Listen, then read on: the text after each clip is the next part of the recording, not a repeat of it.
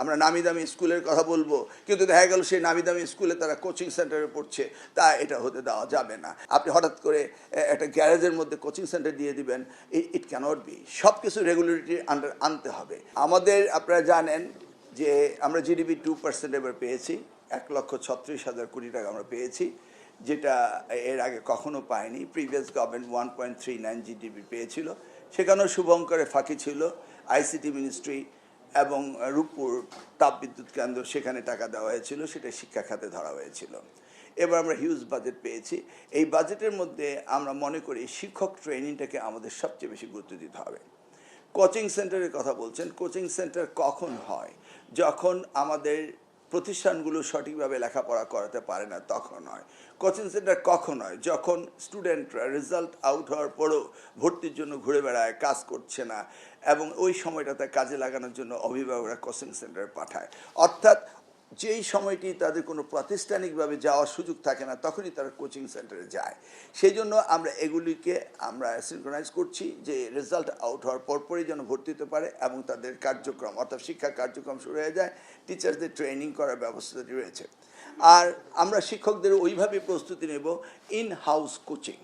তারা তাদের শিক্ষার্থীদের তাদের ইনস্টিটিউশনেই তারা এডিশনাল অনারিয়াম নেওয়া হোক, যেভাবে হোক তারা ইনহাউস কোচিং করাতে হবে। এবং আমরা ওই ডেটাগুলি কালেকশন করব, কোন কোন প্রতিষ্ঠান থেকে ম্যাক্সিমাম ছেলেমেয়েরা কোচিংয়ে চলে যায়, এবং সেই সমস্ত প্রতিষ্ঠানগুলোকে আমরা এদের এইগুলোকে আমরা ক্যাটাগরিক্যালি আমরা সাবজেক্ট টু দ্যাট আমরা তাদের বিরুদ্ধে ব্যবস্থা নেব। আমরা নামি দামি স্কুলের কথা বলবো, কিন্তু দেখা গেল সেই নামি দামি স্কুলে তারা কোচিং সেন্টারে পড়ছে, তা এটা হতে দেওয়া যাবে না। অ্যাজ এ হোল আমরা এই মডিফিকেশনগুলো আস্তে আস্তে ক্রমান্বয়ে আমরা এগুলি করছি। এবং কোচিং সেন্টার যারা রয়েছে তারাও এই দেশে কোচিং সেন্টার যদি আপনার বানাতে হয়, তাহলে সরকারের কাছ থেকে অনুমতি নিতে হবে। কারণ আমাদের বাচ্চারা একটি কোচিং সেন্টারে যাবে, সেখানে ফায়ার এক্সিট রয়েছে কিনা, এটা হাইজেনিক কিনা, বাচ্চাদের ঠিকমতো ট্রিটমেন্ট দিচ্ছে কিনা, এগুলি রাষ্ট্রের দায়িত্ব রয়েছে দেখা। আপনি হঠাৎ করে একটা গ্যারেজের মধ্যে কোচিং সেন্টার দিয়ে দিবেন, ইট ক্যানট বি। সব কিছু রেগুলেটরি আন্ডার আনতে হবে। এইভাবে তো একটি রাষ্ট্র চলতে পারে না। অতএব একটু সময় দিন, আমরা কাজ করছি, ইনশাল্লাহ সব কিছু ঠিক হবে।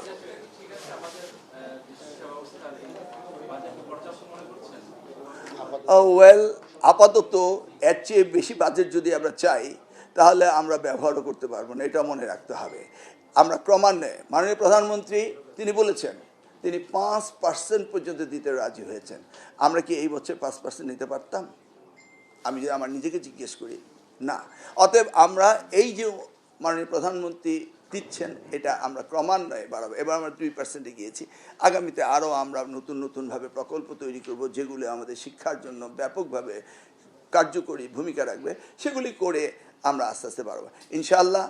আপনারা দেখবেন যে আমরা মাননীয় প্রধানমন্ত্রীর নির্দেশক্রমে এই শিক্ষা ব্যবস্থা পরিবর্তন আনার জন্য, আগামীর বাংলাদেশ গড়ার জন্য আমরা কাজ করছি।